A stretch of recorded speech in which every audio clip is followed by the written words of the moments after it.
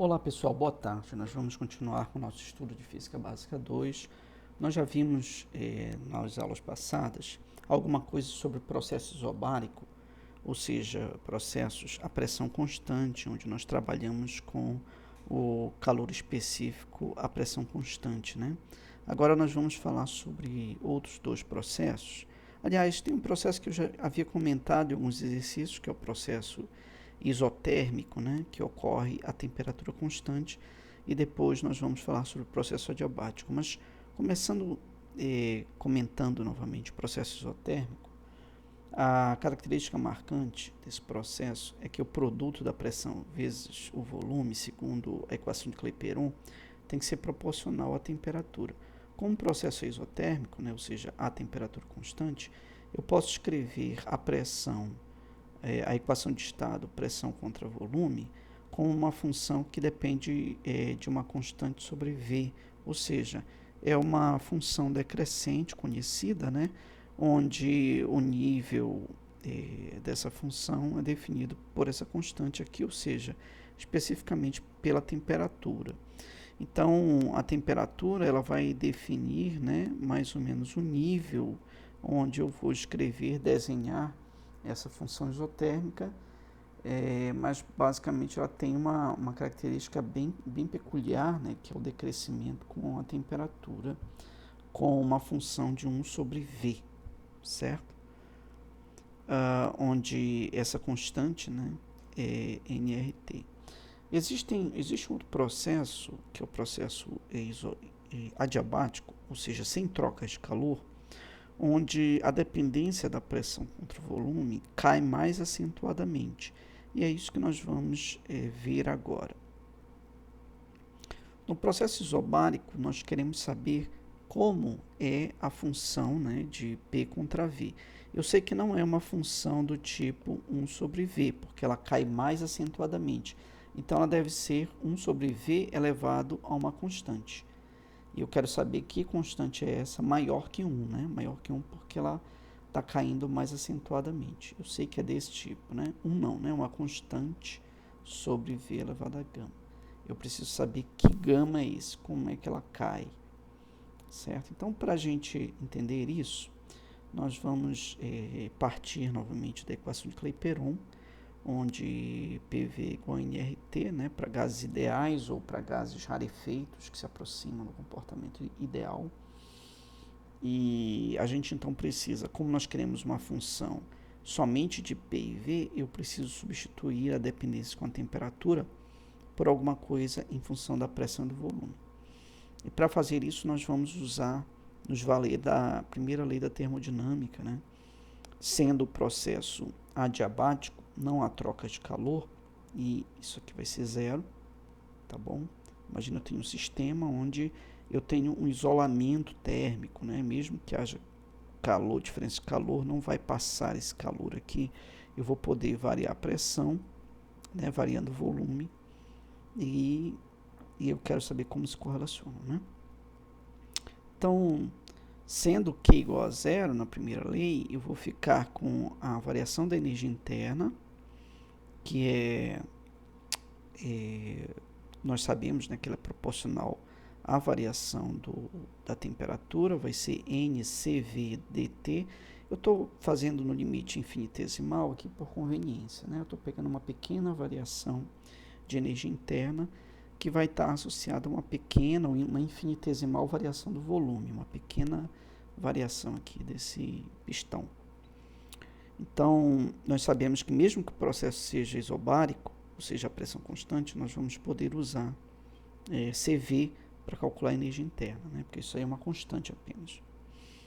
Então, daí nós vamos encontrar que NCVDT é menos PDV, onde eu já posso isolar aqui NDT para substituir na equação de Clapeyron, que a gente vai já fazer isso, tá?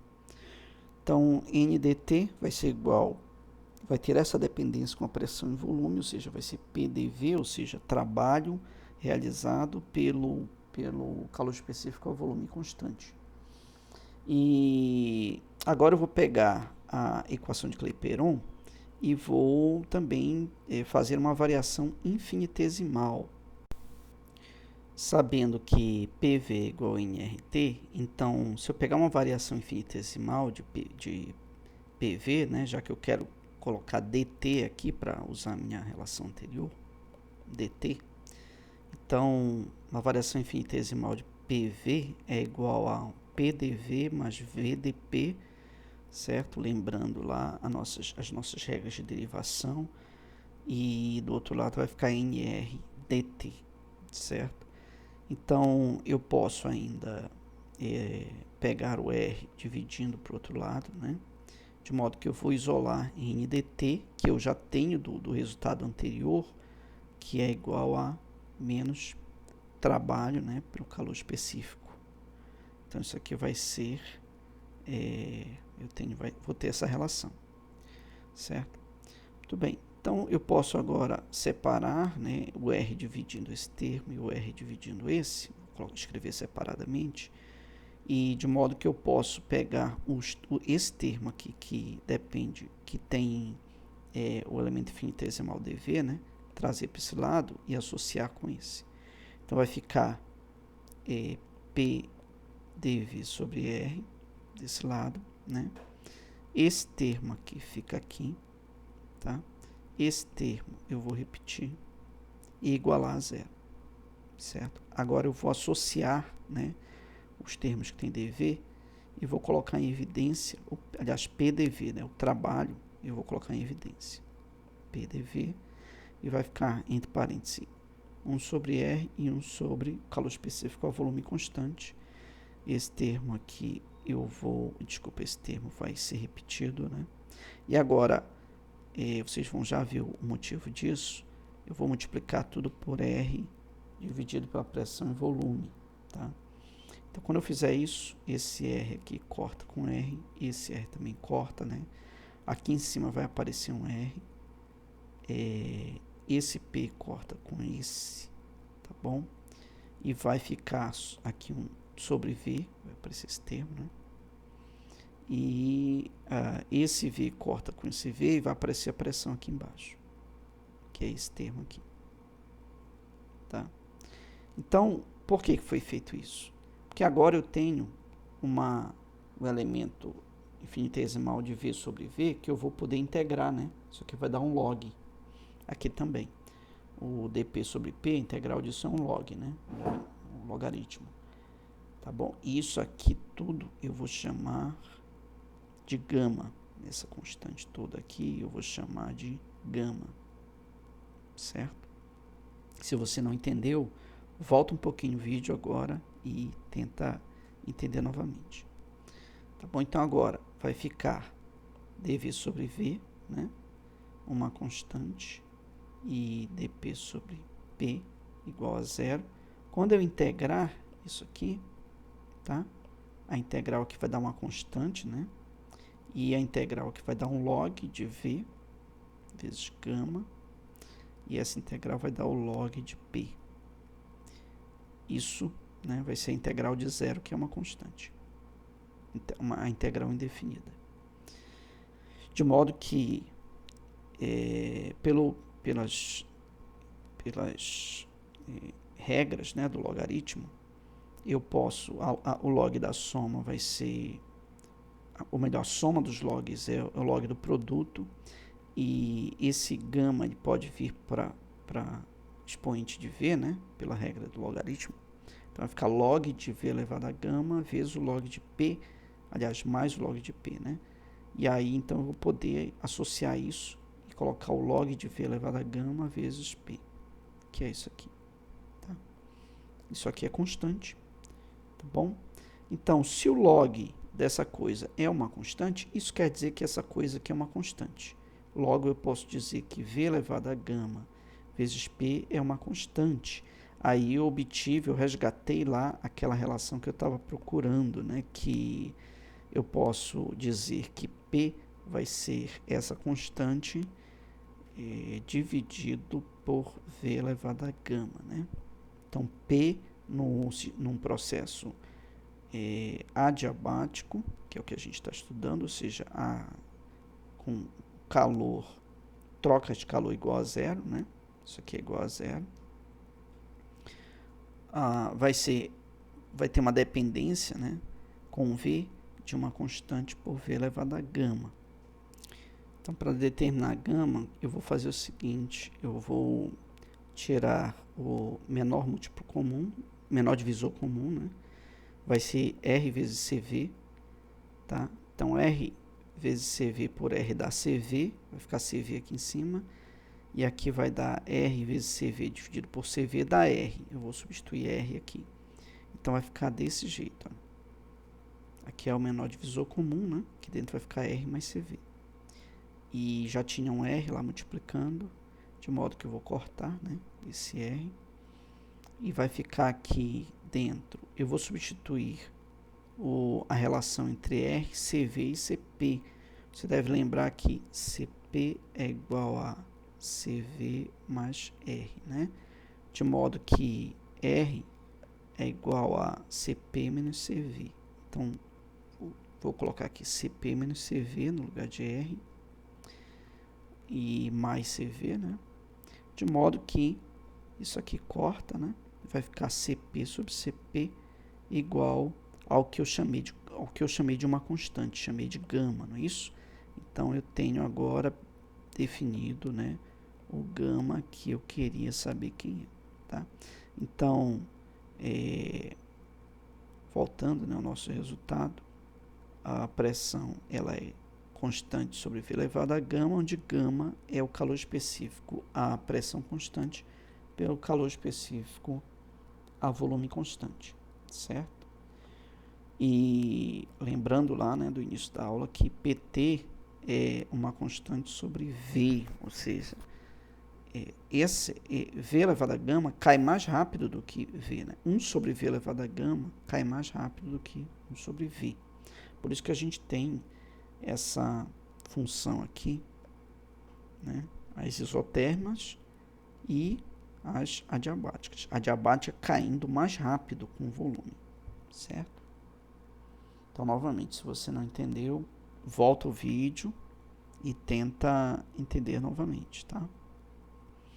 Então, nós podemos ainda substituir esse resultado, né, pelo seguinte. Esse resultado aí pode ser escrito, né, dessa forma. V elevado a gama vezes P. Então, nós podemos ainda substituir P em função da temperatura. Seria uma outra maneira de escrever esse resultado. Nós podemos dizer que P é igual a nRT sobre V pela equação de Clapeyron e substituir a pressão na relação anterior que nós obtivemos, de modo que eu posso, isso aqui é V a menos 1, né? Isso aqui eu posso jogar para cima como sendo V a menos 1, então vai ficar V vezes V a menos 1 é V elevado a gama, aliás, V elevado a gama vezes V a menos 1 vai ser igual a V elevado a gama menos 1, tá? E isso aqui vai ser multiplicado ainda pela temperatura, certo? E esse NR pode vir dividindo aqui essa constante. Então, vai ficar do outro lado, vai ficar a constante dividido por NR. Tá ok? Então, uma constante por uma constante ainda é uma constante, né? Então, eu posso dizer que a temperatura vezes V elevado a gama, onde gama é CP sobre CV, isso aqui é constante, tá? É uma outra relação que a gente pode usar no processo adiabático. Então, nós podemos usar tanto essa relação quanto essa.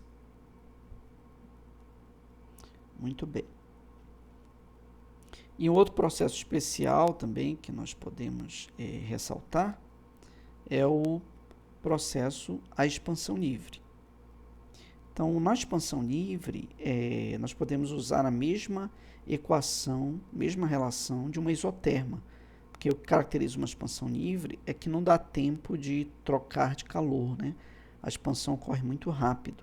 Então, a expansão livre é quando você tem um recipiente com gás. Opa, voltar um pouquinho aqui. Você tem um recipiente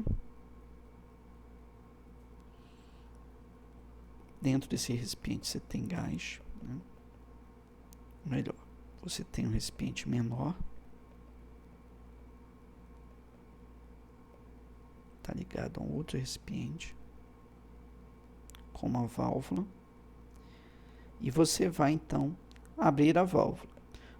Então você tem gás aqui dentro. No momento que você abre a válvula, o gás vai fugir, e no momento que está expandindo, não há pressão agindo sobre ele, e também é um processo muito rápido que não dá tempo de trocar de calor.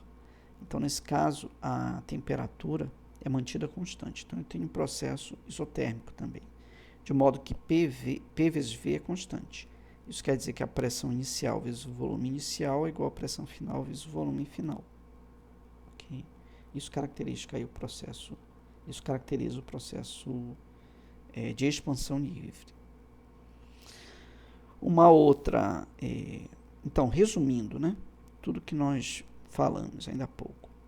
Então, para o processo onde a temperatura não varia, que são os processos isotérmicos e expansão livre, a P vezes V é constante, ou seja, P inicial, volume inicial, é igual a P final, volume final. E para um processo adiabático, a relação muda, né? A pressão vezes o volume elevado a gama inicial, né, iniciais, é igual a pressão vezes volume elevado a gama finais, onde gama é o calor específico à pressão constante pelo calor específico a volume constante. E nós podemos também, para um processo adiabático, dizer que a temperatura vezes V elevado a gama menos 1 iniciais tem que ser igual a temperatura vezes V elevado a gama menos 1 finais. É um resumo. Essas relações elas são muito úteis aí para a gente entender, resolver ou abordar diversos problemas. Essa tabela aqui do livro também ajuda a ressaltar as características destes processos, né? São os processos isobárico, a pressão constante, isotérmico, a temperatura constante, e adiabático, sem troca de calor, e isocórico é a volume constante, né? Então, nos processos, quais são as características do processo isobárico? Primeiro, ele é feito a pressão constante, então eu tenho que usar, para o cálculo do calor, eu tenho que usar o calor específico a pressão constante, certo? E o trabalho pode ser realizado pelo produto simples da pressão, que é constante, vezes a variação do volume, para qualquer processo isobárico. Para um processo isotérmico, a energia interna não varia, ela vai ser zero, né? A variação da energia interna é zero, porque ela depende da variação da temperatura. Se a variação da energia interna é zero, pela primeira lei da termodinâmica, o calor vai ser igual ao trabalho realizado, né? As trocas de calor vão ser iguais aos trabalhos realizados no processo, né? E no processo adiabático, ou seja, sem troca de calor, que é zero, pela primeira lei, a variação da energia interna tem que ser igual a menos o trabalho realizado pelo sistema ou sobre o sistema. Esse sinal aí vai variar, né, de acordo com o problema. Além disso, no processo adiabático valem essas duas equações que nós vimos anteriormente. No processo isocórico, a volume constante, não há trabalho, porque para haver trabalho tem que haver variação de volume, de modo que a energia interna tem que ser igual, a variação da energia interna tem que ser igual à troca de calor feita no sistema, certo? E essa variação de energia interna vai ser proporcional à variação da temperatura vezes o calor específico ao volume constante, tá bom? E mesmo que não haja, né? Aliás, né, não há variação de volume, certo? Então é bem pertinente. Então é esse resumão aí que a gente tem que fazer, tá bom? E vamos agora exemplificar esses conceitos nesse exemplozinho, só para assimilar, né, alguma coisa, assimilar algumas sutilezas. Esse exemplo diz o seguinte: um mol de oxigênio considerado o gás ideal, ou seja, para pequenas pressões, se expande isotermicamente a 300 Kelvin, né, a temperatura constante, de um volume inicial 12 litros para um volume final 19 litros. Pergunta: qual seria a temperatura final se o gás estivesse expandindo adiabaticamente até esse mesmo volume final? O oxigênio é um gás diatômico e, nesse caso, possui uma rotação, mas não oscila.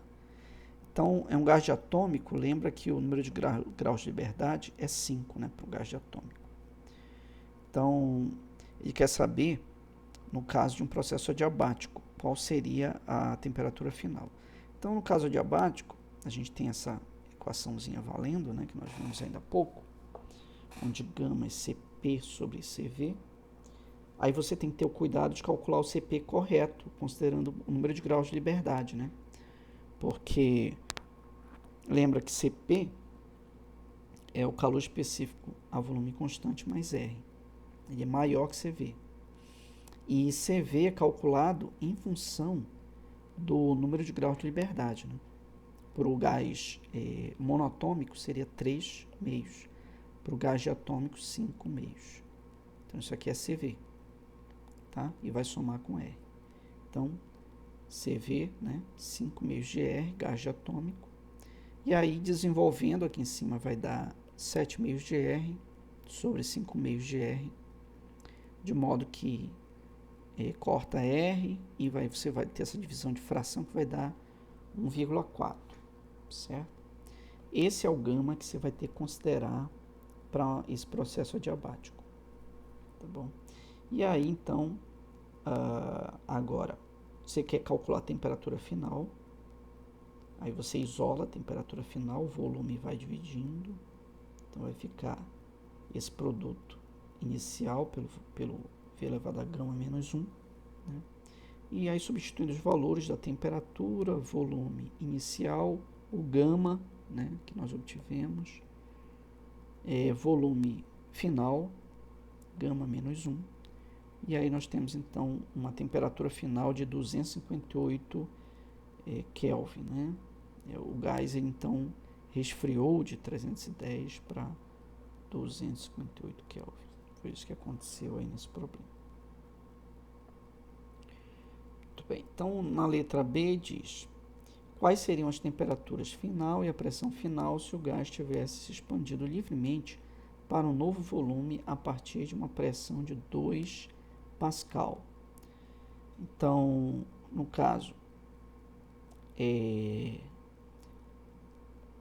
expandido livremente quer dizer expansão livre, né? Na expansão livre não há variação de temperatura e o produto PV é constante, de modo que P inicial vezes V inicial é igual a P final, V final. Tá? E aí, então, conta de padaria, você vai isolar P, né? Jogar V final para cá. Você vai desenvolver isso aqui e achar aí uma pressão de 1,3 Pascal, então a pressão baixou nesse caso. Então, pessoal, vou encerrar a aula por aqui. Bons estudos para todos. No próximo vídeo, nós já vamos falar um pouquinho sobre entropia e segunda lei da termodinâmica. Até mais.